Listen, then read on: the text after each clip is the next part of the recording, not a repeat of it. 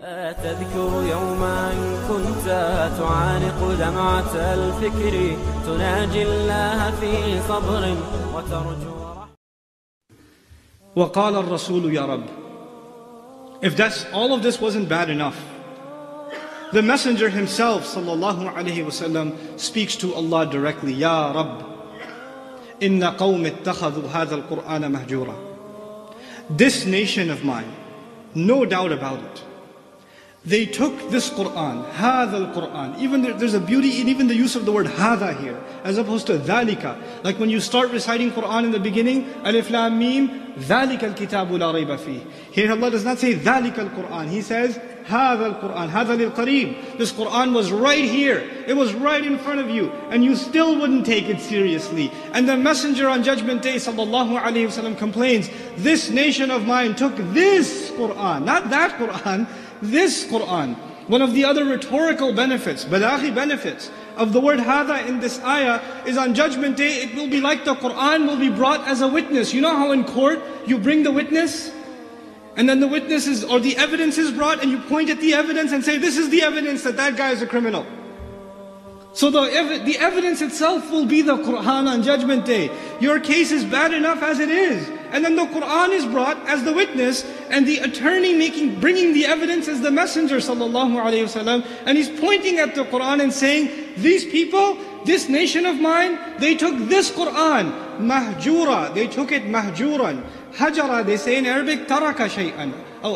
It's hajartahu hajran, yani taraktahu, aghfaltahu. You made something forgotten. You completely ignored something. You left it way behind. I think even the Urdu speakers here know the word hijra. Everybody knows the word hijra. To migrate something. The ayah doesn't even say matrukan. Matrukan means left behind. Mahjuran means left way behind. They didn't just leave the Qur'an, they left it way behind. They weren't even close. They just migrated away from it. And I want to remind myself and all of you today, the character that the Qur'an wants from us, if we are away from that, even though we're reciting the Qur'an, it's still a hijrah from the Qur'an. It's still a hijrah from the Qur'an. We're migrating away from the Qur'an if we're reciting it and we're not seeing any change in our character.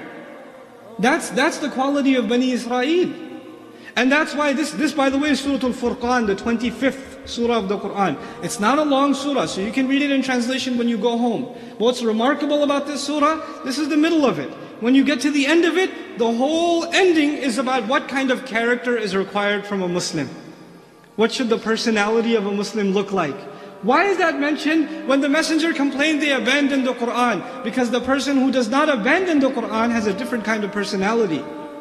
Their personality is different, their character is different, their actions are different, even who they hang out with is different. وَإِذَا مَرُّوا بِاللَّغْوِ مَرُّوا كِرَامًا. In the same surah, when they walk by useless conversation, they walk by in a dignified way, they don't get entangled in it. They stay away from useless company even. It affects every part of their personality. That's the abandonment of the Qur'an. I feel that the ummah is becoming, and you and I are becoming more and more guilty of, and we have to be worried about it. I was reading this ayah, my daughter recites Qur'an to me at home. And she was reading this ayah, and I was just checking her tajweed, and she was reciting the ayah, and I sat there and I started crying. She said, Abba, why are you crying? I said, because of what Allah said. Because of what Allah said. She said, what did He say? And I said, He says, the messenger will complain about a group of people who left the Qur'an. And she says to me, but we didn't leave the Qur'an, we're reading it. And I said, Beta, if only it was just about reading, it would have been easy. It's not just about reading it. You have to love this. Can we prove to ourselves we love this book more than any other movie that comes out? More than any video game? Do we want to spend more time with this book than anything else? Do we want to be like what this book wants us to be more than we want to be like anyone else or anything else? How younger guys want to look like ripped because they see a picture of a guy with muscles? Girls want to look like someone? People want to make money like someone. People idolize these people. Who idolizes the character that the Qur'an embodied? The Messenger of Allah sallallahu alaihi wasallam. Kana khuluquhu al-Qur'an. Who goes to sleep at night saying, man, I wish I had a six-pack. Instead of thinking, man, I wish I had more sunnah in my life. Who says that? How are we not abandoning it? How are we not abandoning it? We have to be a people that take coming back to Allah's book seriously.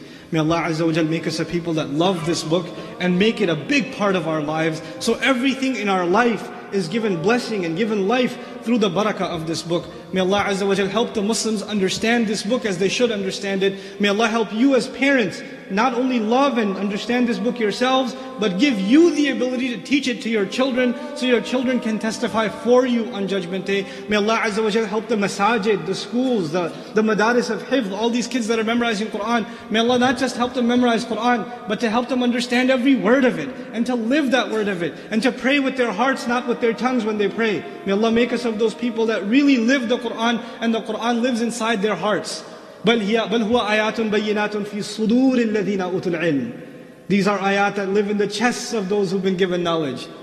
Chests, the Quran lives in the person's heart. May Allah enter this Quran into all of our hearts. بارك الله لي ولكم في القرآن الحكيم ونفعني وإياكم بالآيات والذكر.